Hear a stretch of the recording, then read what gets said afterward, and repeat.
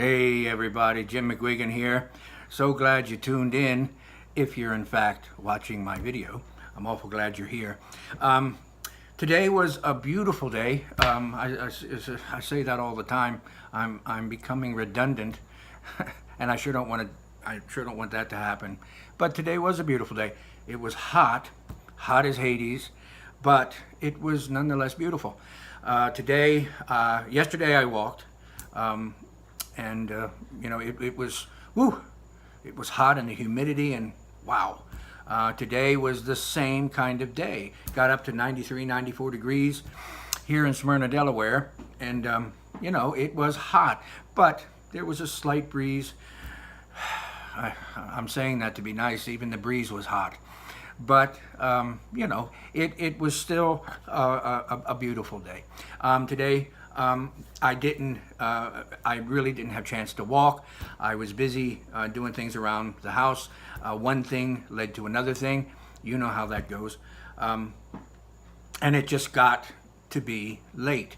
And, I did make sure, the one thing I do want to make sure on this program, and any of you who are following a program, is make sure that you stick at least on your eating program. Some days, things are going to happen, and you're not going to be able to, something big might come up, and you might not be able to exercise like you do, or walk as I do, or whatever. But try to keep that diet thing going. It allows your body to really get used to that rhythm of a diet. And remember, I had spoken about a diabetic type diet, where you're eating 3 meals a day, snacks in between, and it will truly help you to burn those calories. It will get your body back in shape. And any exercise you do is going to help your heart, and it's going to help your metabolism. It's going to help everything. Eating right is just going to do that too. So today I did make sure that I had my 3 meals. I just had my dinner about an hour ago. And, I had spoken about this too, about your diet, making it easy. And it can be easy because you're eating what you want. Now, again, I want to kind of talk about that for another minute.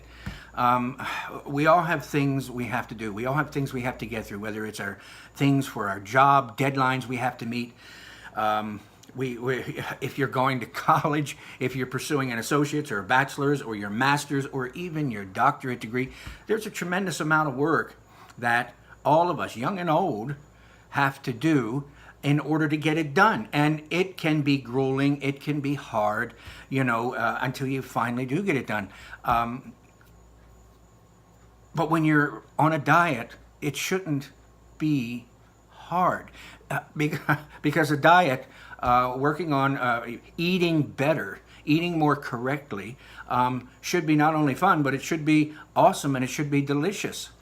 If you are going through college, or if you do have deadlines for work, and you are persevering and you're getting through to meet this goal that has to be done, or to get this done by the deadline or something, and then you're so glad it's over with. Well, that's kind of how life is. But when it comes to a diet, that's not how diet should be. A diet should be something to where you don't have to approach it this way. I have to eat this. I have to go walking, something. It should be something that you can incorporate in your life. Remember, I talked about that on a video or two ago. Making it fun, making it something that can last your life, making it a lifestyle change that you can do for the rest of your life. If you can, if you're so inspired and you're beginning to eat right, eat more correctly, that should be something that could last you. And there's so many food choices out there to go with, But anyway, so today I ate well, I ate correctly, and I had my 3 meals, and I've had some snacks. I'll have a snack, I don't know, I'm looking at the clock, in just a little while. Maybe it's 7:30, maybe about 8:39. Just a little snack, maybe a nice cup of tea, but that's about it for that. And again, I was so busy, I just didn't get to walk. But I'll tell you, what I had to do today, that was enough to keep me moving and shaking. I certainly was energized today moving around this house. But, you know, things got to get done. A goal for these videos, too, is for me to not make them, try to not make them so long. So this one, I'm going to try to nip it in the bud really, really soon. I know I've said that. And I've gone to 10 or 15 minutes. It's already at 5.5 minutes or so. So what I really was thinking about today, and it's not that it's just today, it's, you know, school's starting soon, and I've seen 1 or 2 or 3 of my past students out and about, you know, living in town, in the town that I teach. You know, I'm going to see past students, and it's wonderful, and it's glorious, and I love it. And but it fills me with such, I don't know, feelings of joy when I see them. You're at the supermarket or you're somewhere and you hear, Mr. Mack, Mr. Mack, and I turn around and there's one of my kids, fully grown. Sometimes they have kids of their own. Sometimes they're in college, whatever. And they come over and we shake hands and we talk. And 9 times out of 10, especially if it's a student I haven't seen in a while, they'll say, Mr. Mack, I'm so glad you remembered who I was. I was afraid maybe you wouldn't remember me.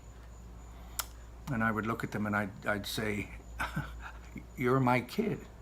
You see those eyes, that smile, that's my kid. You may be grown up, but I'll never forget my kids. No way. What they don't realize is that I'm astounded that they remember me. That's the glorious part. So anyway, that just got me thinking about life and our students. If you're a teacher, if you're not, then you are parents of students or parents of parents whose children at one time were students and going through, you know, our school system and going through life and whatever. And,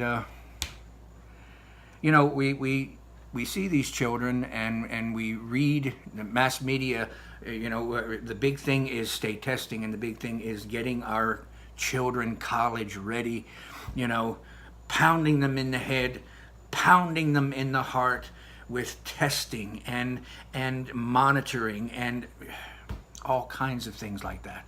That's what it's become since No Child Left Behind. In 2001, it has been that, and you know, school districts have felt a lot like, or have gone through the trials and tribulations that most of us, all of us, and our children and our students go through, thinking that we're less than.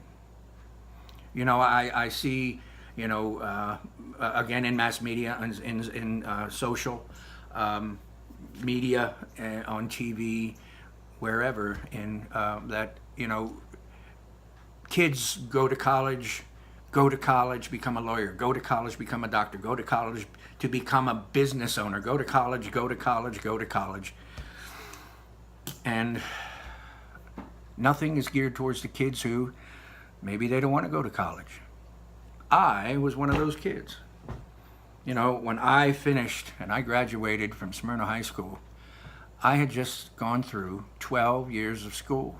I had no desire whatsoever to continue for another 2 or another 4 or another 6 or another 8 years. No. I was not one of the, now many of my classmates, they did. They went on and went to college, and they did, and they went. Some of them dropped out, and some of them went and graduated, and great, that's wonderful. Some of them have degrees, and some of them are using them, and some of them aren't. And some of my classmates who never went to college, like myself, are doing better than those people who went to college, as far as they went into a trade or they went into something like that. Me, I had other aspirations. I was a dreamer. I was an Imagineer. I was somebody who wanted to go out into the world and make a difference through art, through theater, through all of that. And I tried it. I pursued it. I did it. And it was fun, and it was grand, and it was great, and I loved it. But after a few years, I realized that it wasn't anything, it didn't burn in my soul the way I thought it did. So many people said, Jim, you're so good at it. Go for it. You need to do that. So I did. I listened to them. And, but anyway, I discovered that it didn't burn in my soul. And I'll tell you something else that didn't burn in my soul in those days. Teaching. I had no desire to be a teacher. I didn't even think about going into education. I had had some college credits because I wanted to take some theater classes or some art classes. But that's about it. It wasn't until much later, in my late 20s, that I worked at a detention center with children who never had an art program. And I was lucky enough to be involved with that. And that got me hooked. And even then, I didn't think I wanted to be a teacher. But I ended up loving it. I already loved art. But what I realized is I loved teaching. And it was 2 years at the detention center working with these kids in an art program. It was fantastic. And then I realized, I want to get to these kids before they get to a detention center. It takes a village to raise a child, as they say. To be someone who could perhaps plant a seed in a child's mind, to not go on that path. That path is leading towards the dark domain, to plant a seed to something like that. All of us do. If you're a teacher, you try to plant seeds in our children's minds so that some of them, they'll take root, and later on it'll crop up, it'll grow, and hopefully they'll make good choices and won't land in a place like a juvenile detention center kind of thing. So that's when I decided I wanted to teach. But up to that point, I was out there flying by the seat of my pants. I was making a living and doing the best I could and having some fun. But, sometimes you don't know what you want to do until much later. And there's so many kids out there who are being pounded in the head and made to feel less than simply because society's telling them that what they're doing isn't good enough. That maybe they've left school, maybe now they dropped out in their junior year. I'm not saying that kids need to drop out. I'm just saying that if a kid decides to do that and goes another route to get their diploma, that they should be pounded in the head. If a kid doesn't go to college after, because the idiom is, if you don't go to college after high school, you'll never go. You'll enter the workforce and that'll be that. Well, I'm testament to the fact that that's not true. I went back to college and got my teaching degree, my bachelor's. So, anyway, in thinking about my kids, and I always do, all of my students, I love them all. The ones who are out there finishing college, they're out there going to college, the ones who are finishing high school, the ones who are out in the world working, the ones who are out there struggling and trying to keep their head above water, persevering and making it through every day. And I'm so grateful that they do, because it's hard out there. And this world will pound you in the head if you don't do what it thinks you should do. Anyway, I just want, if any of my students ever see this, that I've loved all of you. And not all of you went to college, and not all of you are going to go to college, but all of you are out there doing something. And you're doing something worthwhile. What you have to do is do something that fills you up some kind of way. Your job, you might hate it. Well, that's all right. Many people do. But you persevere, you get the money, you pay your bills. And then, in the off time, you do something fun, you do something with your friends, you do something. But no matter where you go, no matter what you do, no matter how alone you might feel, that there will always be someone. There will always be someone who loves you. There will always be someone who will be there for you. There will always be someone who, instead of you crying alone in the dark in a corner somewhere, find someone, reach out, pull out that inner strength, and don't be so proud. Let people know you're struggling. Talk to them. Find someone who's going to listen to you. Sit down and talk it out. Otherwise, try your best to have some fun. Believe me, as bad as things seem, when you look at time and you think a year from now things are going to be different, you know, my hope for all of you is that a year from now things are going to be so much better. But anyway, for all of my students out there, and for the students, well, for everybody, especially the young people, the ones who are made to feel like they need to do something grand because everybody's telling them they should. You need to search your heart, you need to search your soul, you need to search your mind, and you need to figure out what makes you truly happy. Now, if it's something that you can't be sustained with, like you can't make a living at, then I would suggest, you know, do something where you're at least going to make a living and then do this thing. But you know, the most creative people in the world have taken their dreams and made something awesome happen because of it. We've got people on YouTube who are celebrities now. We have people who left high school, never went to college, started a business, had an idea, went with it, and you know, they're okay. They're living large in their own way. You know, I'm not rich. I'm certainly not famous, but I'm pretty content. You know, I'm pretty happy. Took a while to get here. Like I said, I didn't know where life was going to take me. It was my late 20s, early 30s when I really knew. But anyway, I wish you the best. All of you, especially the young people. Don't let the world spank you.